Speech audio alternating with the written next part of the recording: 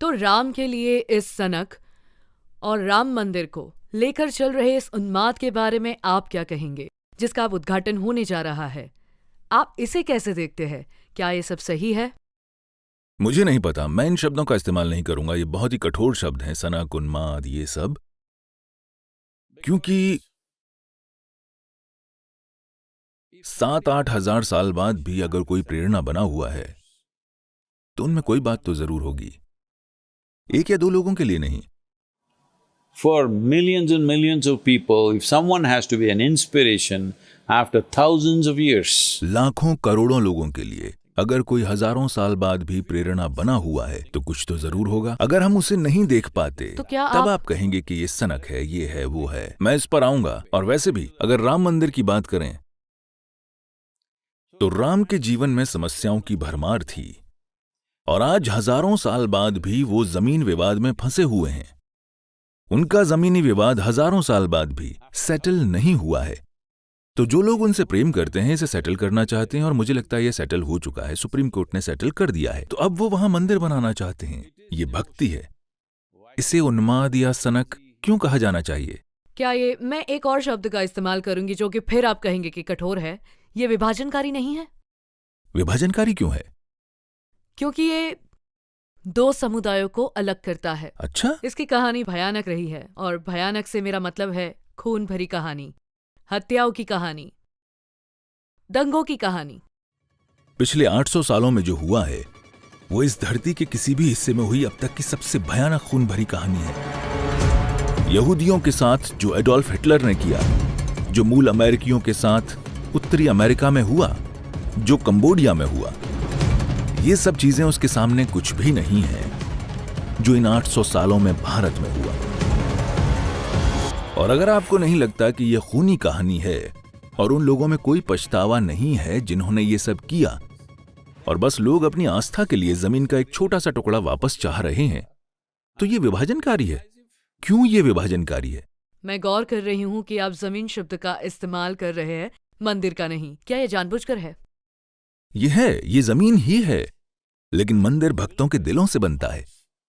वो भूमि बस एक जमीन ही है, पर लोगों के लिए पावन है क्योंकि वो उनका जन्म स्थान मानती है। और जाहिर है अब कोई सवाल ही नहीं बचा है कि वहां मंदिर था या नहीं। सिर्फ ये एक मंदिर नहीं, हजारों मंदिर ध्वस्त किए गए थे क्योंकि यही नीति थी कि इन्हें ध्वस्त किया जाए और भविष्य में भी किया जाएगा।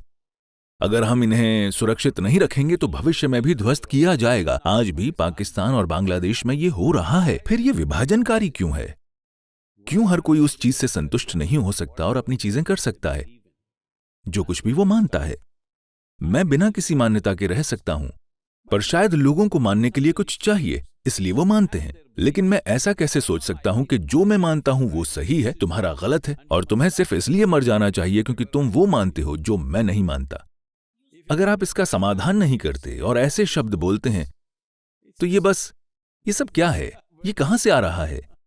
आपने अतीत की बात की, अतीत की लड़ाइयों की बात की।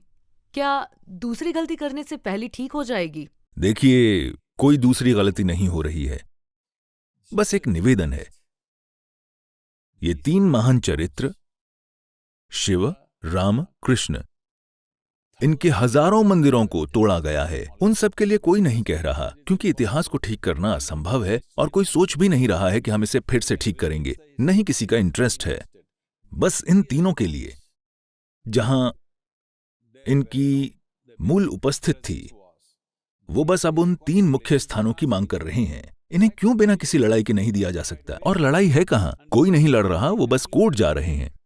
कोर्ट कोई लड़ाई नहीं है, वो एक कानूनी प्रक्रिया है। आप कानूनी प्रक्रिया को लड़ाई क्यों कह रहे हैं? आपने जीवन में कभी प्रार्थना नहीं की या मंदिर नहीं गए, या गए तो कब से जाना बंद कर दिया? और क्या आपने शास्त्र पढ़े हैं? मैंने बिल्कुल शास्त्र नहीं पढ़े हैं। मैं मंदिर जाने वाला व्यक्ति भी नहीं हूं। मैंने मंदिर बनाए हैं। हाँ बिल्कुल, बहुत ही सुंदर। लेकिन मैं वहां जाता नहीं हूं। अगर मैं मंदिर जाता हूं, अगर वहां, देखिए, हमारे मंदिर कोई प्रार्थना स्थल नहीं है। इसी चीज से लोग पूरी तरह से चूक गए हैं। उत्तरी भारत में शायद ये बिल्कुल खत्म हो चुका है। दक्षिण में अब भी निर्देश दिए जाते हैं। यहाँ निर्देश ये हैं कि अगर तमिलनाडु और कर्नाटक में आप मंदिर जाते हैं तो कोई आपसे ये नहीं कहता है कि भगवान से प्रार्थना करो या कुछ मांगो और ये वो। अगर आप वहां जाते हैं तो आप बस शांति से एक जगह बैठ जाएं, क्योंकि ये अलग अलग तरह की ऊर्जाएं हैं, अलग अलग तरह की प्राण प्रतिष्ठाएं हैं। आपके जीवन में कुछ विशेष आयामों को खोलने के लिए हर देवता की एक खास तरह से प्राण प्रतिष्ठा हुई है, तो आपको बस वहां बैठकर उसे आत्मसात करना है। उत्तरी भारत में भी वो आपसे केवल दर्शन करने के लिए कहते हैं, कुछ मांगने के लिए नहीं।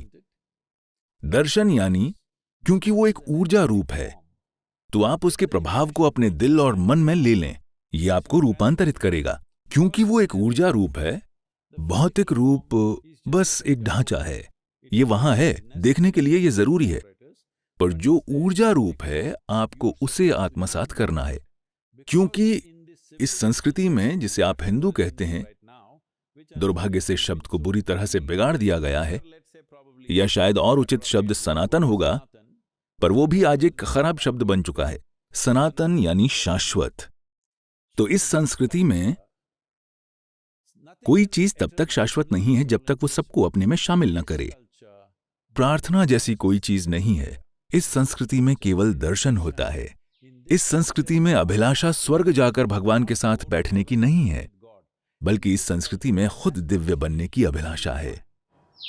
अभिलाषा खुद दिव्य बनने की है, क्योंकि जिसे हम दिव्य समझते हैं वो कुछ ऐसा है जो उससे ऊपर उठ चुका है, जिसे आमतौर पर इंसानी क्रिया प्रतिक्रिया वाला जीवन माना जाता है। देखिए, उदाहरण के लिए कई लोग, और अखबारों में भी ऐसा लिखा जाता है कि तेंदुलकर क्रिकेट के भगवान हैं, क्योंकि लोगों के मन में, कम से कम उनके समय में और आज भी, जो भी इंसान के लिए संभव माना जाता है वो उससे ऊपर उठ गए, बस एक कमबख्त बॉल को मार के, बस इतना ही। लोग कहते हैं सद्गुरु भगवान है, आपके फॉलोअर्स कहते हैं सद्गुरु भगवान है। नहीं, कोई ऐसा नहीं कहता, वो मुझसे रोज काम करवाते हैं। तो जब हम कहते हैं कि वो भगवान हैं, तो वो ये नहीं कह रहे हैं कि वो किसी स्वर्ग या बकवास में रहते हैं, वो कह रहे हैं कि वो उससे ऊपर उठ गए हैं। जिसे हम इंसान की हद मानते हैं वो उससे ऊपर चले गए हैं। इसीलिए तो हम राम कृष्ण इन सब की पूजा करते हैं, क्योंकि वो अपनी सीमाओं से ऊपर उठ गए, चाहे जीवन में उनके साथ जो कुछ भी हुआ। रणभूमि में भी वो शांत हैं, रणभूमि में भी वो मजाक कर रहे हैं, तो हम उन्हें नमन करते हैं। जब हर कोई जीवन और मृत्यु से भयभीत है, तो जो उनसे ऊपर हैं हम उन्हें नमन करते हैं। अब भी मान लीजिए भारतीय सेना में कोई मेजर या कर्नल या कोई भी, गोलियों की बौछार के बीच भी वो धैर्यवान है, तो हर कोई उसकी पूजा करेगा, क्योंकि एक तरह से वो ऊपर उठ चुका है। तो इस संस्कृति में हम भगवान के पास जाना नहीं चाहते, हम खुद वो बनना चाहते हैं। और हम किसी एक को भगवान नहीं मानते, हम हर चीज को भगवान की तरह देखते हैं। हम एक पेड़ को नमन करते हैं, गाय को नमन करते हैं, सांप को नमन करते हैं, चट्टान को नमन करते हैं, आदमी औरत बच्चे कुछ भी, क्योंकि जीवन का कोई भी अंश उनके भीतर सृष्टि के स्रोत के धड़ के बिना घटित नहीं हो रहा है। अगर आप उसे पहचान लेते हैं तो आप झुकेंगे, अगर